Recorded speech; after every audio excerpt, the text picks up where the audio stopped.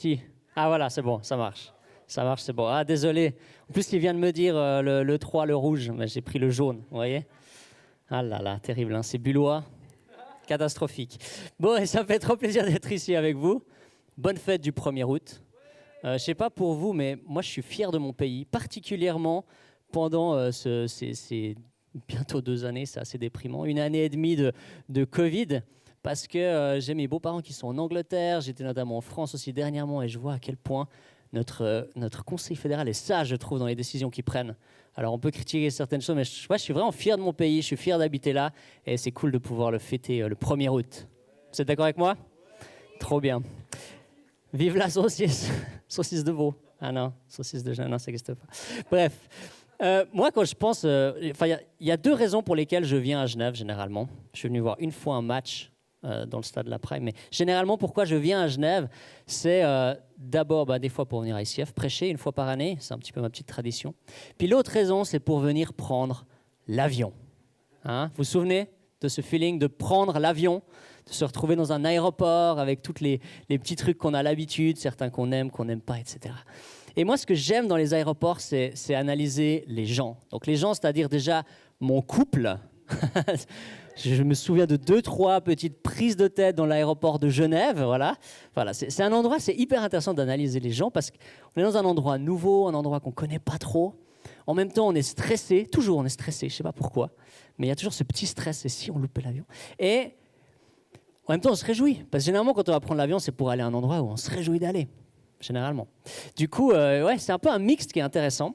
Et j'aime tellement une partie spécifique de l'aéroport, c'est la zone internationale. La zone internationale, parce que tu as passé le plus stressant, le security point, tu sais, où tu dois t'enlever ta ceinture, tout ça. Tu as passé cette zone-là, la plus stressante, celle où tu analyses, tu réfléchis avant, qu'est-ce que tu vas enlever d'abord et comment tu vas les mettre. Enfin, moi, j'aime bien. C'est, surtout avec une famille, encore avec une poussette, tu leur rends tout réfléchi. Voilà, tu as passé cette zone, et puis tu es dans cette partie où tu dois attendre de prendre ton vol. Et en fait, j'ai réalisé qu'il y a 2 extrêmes de personnes dans cette zone. Donc, tu vas te reconnaître peut-être plus ou moins dans une ou dans l'autre.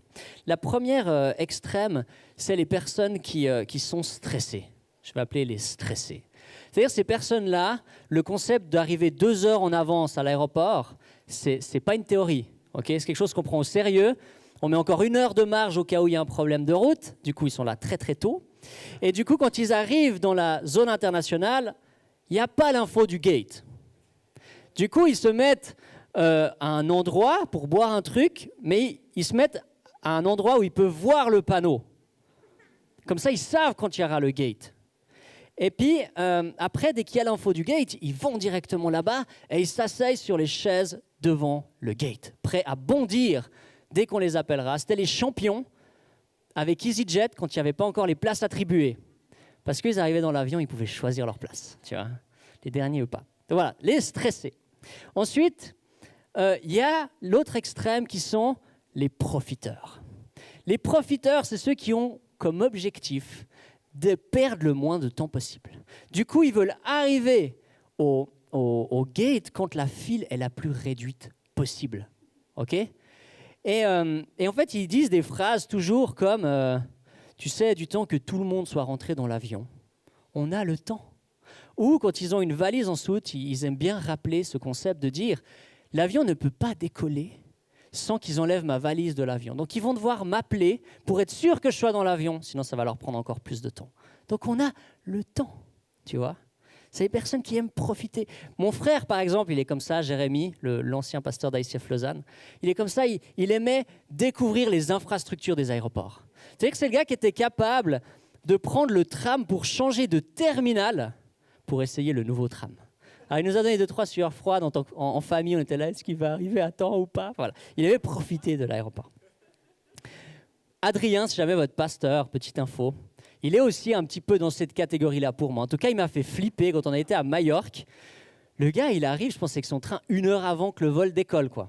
Moi, ça me stressait. J'étais là. Il va l'avoir ou pas, son vol? Je n'aurais jamais pu faire ça. Mais voilà. Pourquoi je te dis tout ça? Parce que je crois que dans la vie, c'est la même chose. On a passé le plus traumatisant qui est la naissance. Et on est dans cette zone internationale où on sait tous qu'un jour, un vol nous emportera. C'est beau de dire ça comme ça. C'est une belle manière de dire un jour on mourra. C'est un peu moins joli de le dire comme ça. Mais on sait tous qu'un jour ce vol va arriver pour nous. Et du coup on est dans cette zone et on retrouve ces deux extrêmes. On retrouve les stressés. Les stressés, c'est ceux qui pensent constamment à ce vol qui va bientôt arriver, qui sont tellement paralysés par ce vol, qui restent dans cette zone-là, qui réfléchissent tout par rapport à éviter de prendre ce vol. Enfin, ils sont vraiment bloqués là. Et de l'autre côté, il y a les profiteurs, ceux qui se disent « je serai qu'une fois dans cet aéroport, alors je vais en profiter un maximum, je vais tester le nouveau Subway, le Krispy Kreme. » Qui connaît Krispy Kreme? C'est incroyable, Krispy Kreme, les donuts, les meilleurs du monde. Ils vont profiter de tout ce qu'il y a dans cet aéroport. Ma femme, elle m'a dit, quand je lui ai fait le message, tu parles que de bouffe en fait. C'est vrai que je ne vais pas souvent m'acheter une Rolex dans la zone internationale, du coup, voilà, ils profitent. Et en fait, quand tu donnes ta vie à Jésus, quand tu acceptes Jésus dans ta vie, tu reçois cet héritage qu'on parle pendant cette série. Cet héritage, je vais dire, en fait, si tu veux, à la base, dans cette zone internationale, tu as un billet à destination de Caracas, au Venezuela. Pourquoi Caracas, au Venezuela? Je devais trouver une ville qui représentait la mort, mais en fait, Caracas, c'est la ville la plus dangereuse du monde, tout simplement. C'est très joli, vous verrez les photos, mais c'est la ville la plus dangereuse du monde. Et ce billet qu'on a tous à destination de Caracas, tout d'un coup, quand on accepte Jésus dans notre vie, on reçoit un billet à destination de Bora Bora. Ah, ça fait du bien, hein? Juste de voir ça, on se sent mieux, quoi. Et même, j'ai envie de dire, c'est encore plus que ça quand tu acceptes Jésus dans ta vie. Tu n'as pas seulement un billet à destination de Bora Bora, tu as un bout de Bora Bora qui vient dans ta zone internationale.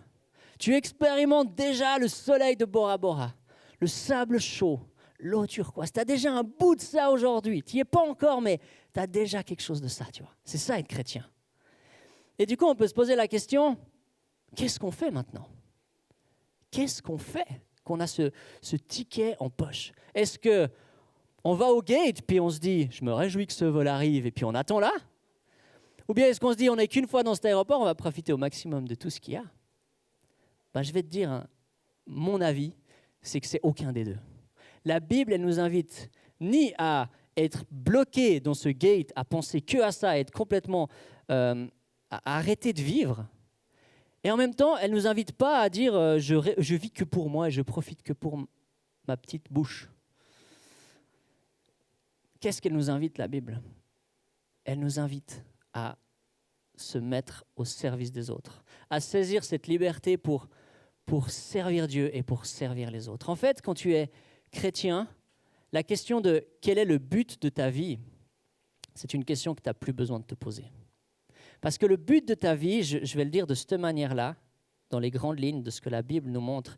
Premièrement, c'est profiter des bénédictions qu'on nous donne. Ce n'est pas faux de déjà profiter de ce bout de Bora Bora et un peu de la création que Dieu nous a fait. Ensuite, lui rendre la gloire, le louer, servir les autres et faire de toutes les nations des disciples. C'est ça le but de notre vie aujourd'hui. Avec ce ticket en poche, c'est ça l'objectif qu'on doit avoir dans notre vie. Donc la question, ce n'est pas quel est le but de ta vie, mais c'est quelle forme est-ce que ce but-là va prendre dans ta vie. Comment est-ce que tu vas te mettre en route dans ce but-là? Et c'est très différent de réfléchir comme ça en fait. Et quel cadeau on a de ne plus avoir besoin de se poser cette question. Je vais dire ça d'une manière différente au travers d'un texte biblique. Je sais que maintenant les Genevois, vous êtes des spécialistes de 1 Corinthiens. Vous avez fait une série là-dessus. J'ai regardé, il me semble que vous n'avez pas parlé de ce bout-là. Je me suis dit, il faut quand même que je fasse gaffe. Donc j'espère que non, mais je ne pense pas, je n'ai pas eu de remarques ce matin. Enfin, la session d'avant. 1 Corinthiens 9, verset 19. C'est Paul qui dit, « En effet, bien que libre vis-à-vis de tous, je me suis fait l'esclave de tous, afin de gagner le plus grand nombre. » Ce que Paul y déclare là, c'est qu'au travers de Jésus, il est libre vis-à-vis de tous. Et le grec, c'est vraiment la dimension d'être hors de toute dépendance, d'être totalement libéré. Waouh! Ça, c'est cet héritage que Jésus nous donne. Mais qu'est-ce qu'il fait de cet héritage? Il se fait esclave de tous. De cette liberté, il la met au service des autres. Et le mot esclave, aujourd'hui, mais à l'époque qu'il écrit cette lettre aussi, il ne va pas trop avec le mot liberté. Et en plus, les travaux de service des autres dans l'Empire romain, c'était vraiment vu comme des tâches hyper négatives. Ce n'était pas comme aujourd'hui le social qui est valorisé. À l'époque, c'était vraiment hyper négatif d'être au service des autres. C'était mal vu. En plus de ça, il y avait des Corinthiens qui se la pétaient en montrant à quel point ils étaient sages, en montrant à quel point ils étaient libres, puis qui disaient « Regarde à quel point je suis libre ». Et Paul, il dit « Mon gars, moi, je suis encore plus libre que toi. Mais de cette liberté, je ne la brandis pas comme pour me la péter. Je l'utilise pour me mettre au service des autres. » Et c'est ça qu'il déclare dans ce passage.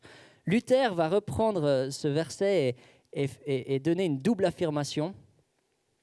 Il va dire « Le chrétien est un homme libre, maître de toutes choses, il n'est soumis à personne. » C'est une déclaration qui est presque choquante à lire, où tu te dis « Vraiment ? Autant que ça ? Je ne sais pas. » C'est ce que Luther y déclare.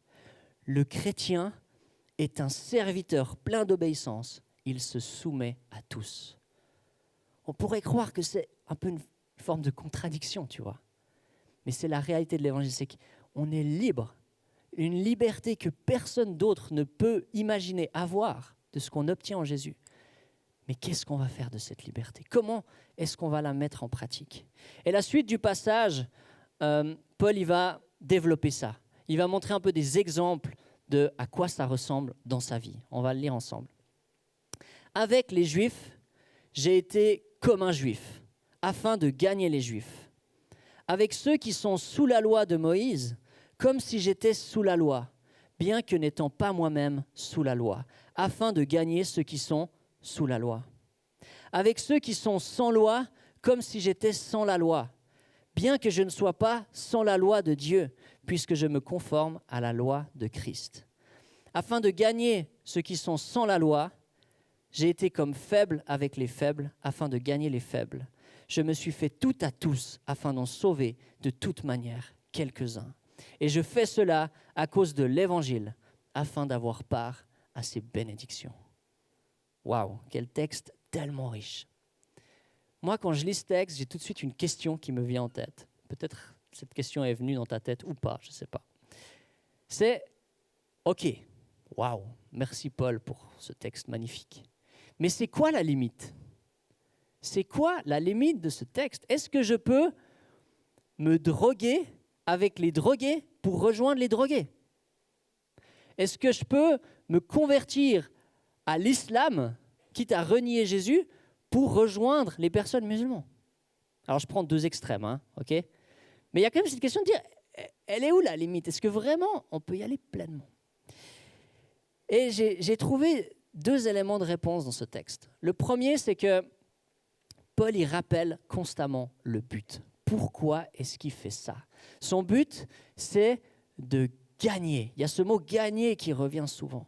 Et c'est vraiment l'idée de dire les gagner pour l'Évangile, qui réalisent, qui peuvent avoir un ticket à destination de Bora Bora, qui réalisent l'héritage qu'ils peuvent recevoir en Jésus, de les gagner pour cette cause-là.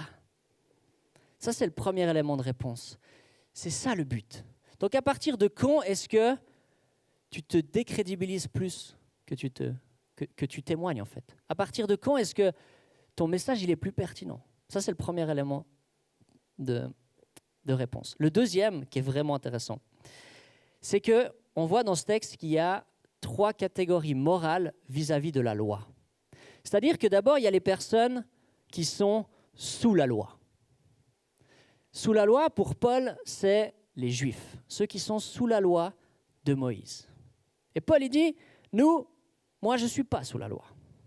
Ensuite, il dit, il y a les sans loi, c'est-à-dire ceux qui n'ont pas de loi. Et pour Paul, c'est tous les païens, c'est-à-dire tous ceux qui ne sont pas juifs. Païens, ça n'avait pas une connotation forcément négative, c'est juste les non-juifs, les sans loi. Et il dit, mais moi, je ne suis pas sans loi. Alors, tu vas me dire, mais Paul, on est quoi alors ? Si on n'est pas sous la loi, si on n'est pas sans loi, on est quoi ? Et dans le texte, dans le grec du commentaire que j'ai lu, ça ressort encore plus. Là, il dit « je me conforme à la loi de Christ », mais dans le grec, c'est vraiment « je suis dans la loi ». Je ne suis pas sous la loi, je ne suis pas sans loi, je suis dans la loi du Christ. Qu'est-ce que ça veut dire dans la loi du Christ? Ça veut dire que je suis tellement proche de lui, tellement dans l'intimité avec lui, que sa volonté devient ma volonté, que son Saint-Esprit vit en moi. Jérémie dit que cette loi viendra dans nos cœurs. C'est ça, c'est cette loi qui est... On est dans la loi. On est dans la loi qu'on a tellement envie de faire sa volonté. Et c'est ça, notre garde-fou. Parce que si de ce texte, tu en fais une excuse pour justifier tes dépendances, tu n'es pas dans la loi, tu es sans loi. Tu comprends? Par contre, si certaines choses, tu les fais pour rejoindre l'autre, tu n'es pas forcément sans loi, tu es dans la loi, tu suis la volonté de Dieu. Et si ce texte et les exemples que je vais te donner après te choquent, c'est que tu n'es pas dans la loi, mais c'est que tu es sous la loi. Et je pense qu'on est tous parfois sans loi. On est tous parfois sans la loi. On doit constamment se rappeler, je veux être dans la loi. Parce que Paul, grâce à cette liberté, il pouvait être juif avec les juifs. Cette phrase, elle est interpellante parce que Paul, il est juif. Alors pourquoi il dit je suis juif avec le juif? Parce que pour lui, à ce moment-là, quand il dit qu'il est chrétien, ça dépasse encore sa nationalité, son origine. C'est quelque chose d'encore plus fort, d'être fils de Dieu. Et Paul, il était prêt à se priver de sa côtelette de porc quand il faisait un barbecue avec ses amis juifs. Il aurait pu dire, regardez, moi je peux manger du porc maintenant parce que j'ai Jésus dans ma vie. T'as vu ça, hein? Non, ça ne le dérangeait pas de se priver de cette liberté acquise en Jésus pour les gagner pour la cause de l'Évangile. Et qu'est-ce que ça veut dire pour nous aujourd'hui? C'est qui les personnes sous la loi? C'est peut-être des juifs, moi personnellement je ne côtoie pas beaucoup de juifs, mais peut-être des musulmans, ou peut-être des personnes qui ont des croyances hyper fortes, comme par exemple des véganes qui défendent vraiment la cause animale ou autre. Est-ce que face à ces gens, tu brandis ta liberté en disant « Regarde comme je suis libre vis-à-vis de toi » ou est-ce que tu es prêt à te mettre au service d'eux afin de les gagner? Qu'est-ce qui nous empêcherait d'aller faire le ramadan avec un ami juif? Tu n'as pas besoin de le faire, tu es libre. Mais tu peux le faire dans cette liberté. Je me souviens au YCF College, une des spécialistes de l'islam, qui était venue parler, elle avait habité longtemps dans des pays arabes. Elle disait quand elle retournait là-bas, elle portait le voile. Alors on peut se dire, mais c'est un peu choquant pour nous aujourd'hui, de se dire, mais tu n'as pas besoin de porter ce voile, d'adhérer à certains éléments, ou aussi dans l'islam, il y a quand même une place dénigrante pour la femme ou autre qu'on peut voir pour nous aujourd'hui. Tu n'as pas besoin d'aller là-dedans. Ça peut peut-être nous choquer, mais elle saisit cette liberté pour se mettre au service des autres, pour pouvoir ne pas créer une distance, pour pouvoir rejoindre l'autre. Elle est sans loi. Paul, grâce à cette liberté acquise en Jésus, il pouvait rejoindre les sans loi. Et je suis sûr que combien de fois, quand il causait avec des personnes sans loi ou qu'il était avec eux, ses poils devaient se dresser face à leur comportement. Mais c'est quoi ça? Je veux dire, lui, il a grandi dans le judaïsme vraiment extrême, où ça devait le choquer, certains comportements. Mais grâce à cette liberté en Jésus, il était prêt à les rejoindre. Et je ne sais pas pour vous, mais moi, des fois, suivant les environnements dans lesquels on est, c'est des fois pas évident. On est des fois parfois choqué ou dérangé par certains comportements et on n'aurait qu'une envie, c'est de se tailler et d'éviter cet endroit-là. Moi, j'ai surtout vécu ça à l'armée, dans les cours de répétition. Parce que le comportement déjà, quand tu es dans un monde que d'hommes, en tout cas, moi, je n'ai pas souvent eu des femmes à l'armée. Quand tu es dans un monde que d'hommes, je sais pas, il y a comme une accentuation de macho. C'est assez fou, cette tendance qu'il y a. Et quand je voyais les comportements ou les images sur les groupes WhatsApp de l'armée, c'est terrible. Et quand tu voyais combien de fois j'ai voulu écrire cette lettre pour partir au service civil? Combien de fois? Mais je ne l'ai pas fait, je ne sais pas pourquoi. Mais maintenant, je sais. Vous allez voir pourquoi après. Parce qu'en fait, au dernier cours que j'ai vécu, un des gars, il m'a dit, en te voyant, ça me donne envie de me réintéresser à tout ça. Tout ça, c'était la foi, c'était ces éléments-là. Et j'ai demandé pourquoi je t'intéresse. Puis il disait, mais En fait, dans mon parcours de vie, j'ai croisé tellement de chrétiens qui, certainement, on pourrait dire, qui brandissaient cette liberté en montrant à quel point ils étaient différents, à quel point ils se démarquaient, et puis leur comportement l'avait un peu perturbé. Et il y avait moi, j'étais pas seulement chrétien, mais pasteur. C'était pire pour lui. Okay, je pense qu'il me voyait en robe blanche le dimanche, à faire des Ave Maria. Enfin, j'ai dû leur expliquer que j'étais marié, déjà ça les perturbe un peu parce qu'ils ne comprennent pas forcément. Enfin, voilà. Bref, tu sais, ce pasteur-là, il déconne avec nous, il boit des bières avec nous, il joue au poker avec nous.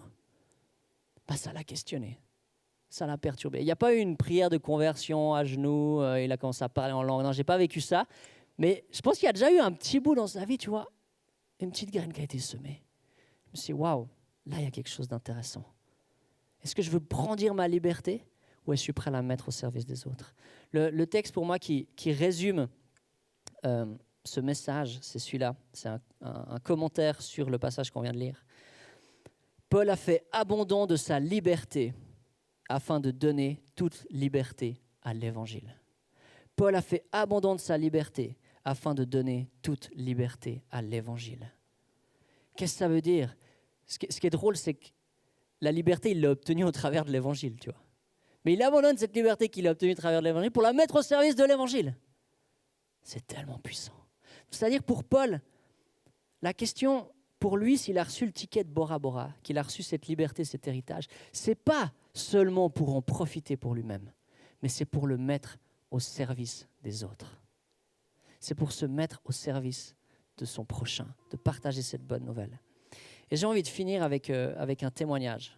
Parce que j'ai réalisé au travers de ce texte qu'en fait, on a besoin d'être libre pour servir Dieu. On a besoin d'être libre pour parler de notre foi. Et ça m'a vraiment interpellé parce que dans ma vie, en fait, dès le moment où j'ai donné ma vie à Jésus, j'ai une peur qui est venue en moi. Elle était déjà là avant, mais elle est apparue à ce moment-là. C'est la peur du regard de l'autre. La peur d'être jugé, la peur d'être critiqué, la peur d'être différent, la peur d'être mis de côté. Toutes ces peurs-là. Je n'ai pas vraiment expérimenté ça, mais c'était vraiment une peur que j'avais à l'intérieur de moi. Et du coup, à chaque fois que j'entendais un message comme je viens de te faire, qui encourage à parler de sa foi, ou que je lisais un texte dans la Bible qui disait de parler de Jésus autour de nous, de faire de toutes les nations disciples, etc., j'avais de la culpabilité qui venait à l'intérieur de moi. J'avais de la culpabilité qui prenait de la place dans ma vie. Pourquoi de la culpabilité? Parce que cette peur, elle m'empêchait de servir Dieu. Cette peur, elle m'empêchait d'oser parler de ma foi. Et combien de fois, dans les mini-groupes, des connects, je disais, t'as un sujet de prière, Max? Ouais, ma peur du regard de l'autre. Tout le temps avec ma femme. Ça revenait tout le temps. J'ai fait de la relation d'aide, j'ai fait du coaching, constamment, mais j'avais pas l'impression d'évoluer sur cette peur qui était là, qui me bloquait, qui me limitait. Et j'ai même voulu un temps développer une petite théologie qui me fait du bien, tu vois. Une théologie qui dit, toi Max, tu t'occupes des chrétiens, t'as pas besoin de parler de ta foi. C'est d'autres personnes qui font ça, fais-toi pas de soucis pour ça, etc. Mais j'étais convaincu au fond de moi que c'était faux, cette théologie. Parce qu'on est tous invités à témoigner autour de nous. Et au dernier cours de répète, celui que je viens de te parler, pour la première fois, j'ai réalisé que j'avais vraiment fait du chemin dans ce domaine-là. Que j'avais vraiment grandi dans cette peur du regard de l'autre. Parfois, en cours de répète, je disais même pas que j'étais pasteur. Je donnais mon autre job, parce que moi, je n'ai pas la chance de bosser à plein temps pour l'église. Du coup, je disais, je suis employé de commerce, tu vois. Mais je cachais, je savais que c'était faux, j'avais cette culpabilité qui venait après. Puis une autre fois, j'ai dit tout de suite que j'étais chrétien, et puis après, ça m'a tellement paralysé que je me mettais de côté, que j'étais pas bien avec les gens. Et à ce dernier cours, j'ai pu dire que j'étais chrétien, mais même pasteur, et être bien avec les gens, pour la première fois. Pourquoi? Parce que Jésus a travaillé dans ma vie. Et il m'a libéré de cette peur. Et moi, j'ai envie de t'encourager. Si au travers de ce message, tu as aussi cette culpabilité qui vient en toi, amène-la à Jésus. Et moi, je crois que la culpabilité en elle-même, elle est plus un témoin lumineux, tu sais, comme dans une voiture. Personne, quand il a un témoin lumineux qui s'allume sa voiture, il met un bout de scotch en disant non, je veux pas ça. Parce qu'il sait qu'il va y avoir un problème. Mais nos émotions, c'est la même chose. C'est un témoin lumineux. Il ne faut pas étouffer l'émotion, il faut aller regarder ce qui est derrière et travailler là-dessus avec Dieu, l'amener à Dieu. Et je t'encourage vraiment d'être libéré, de grandir dans cette liberté pour pouvoir le servir pleinement.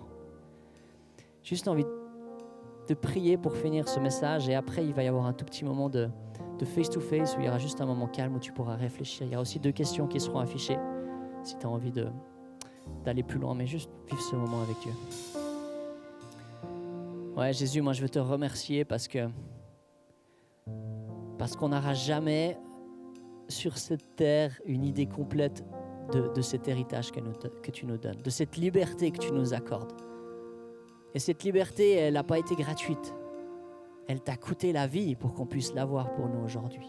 Et on te dit merci. Merci pour cette liberté. Apprends-nous à grandir dans cette liberté. Mais Seigneur, moi je veux aussi te prier pour qu'est-ce qu'on en fait de cet héritage. Et je te prie que tu viennes nous défier, Seigneur. Viens nous défier là où on en est, chacun à son niveau, à aller encore un peu plus loin dans le service pour les autres, dans témoigner de la bonne nouvelle, dans partager ce message autour de nous, Seigneur. Et je te prie pour toutes les personnes qui savaient très bien de quoi je parlais quand je parlais de culpabilité ou de peur. Seigneur, je veux te prier pour ces personnes, que tu les libères, non pas de cette culpabilité, de cette peur, mais de ce qu'il y a en dessous, de ce blocage qu'il peut y avoir, de cette dépendance qu'il peut y avoir, ou de quoi que ce soit qu'il peut y avoir là en dessous. Seigneur, viens faire ce travail en eux, comme tu as fait ce travail en moi, qui n'est même pas fini, mais qui continue d'avancer, Seigneur. Viens nous rendre libres, pour qu'en étant vraiment libres, on puisse te servir pleinement. Amen.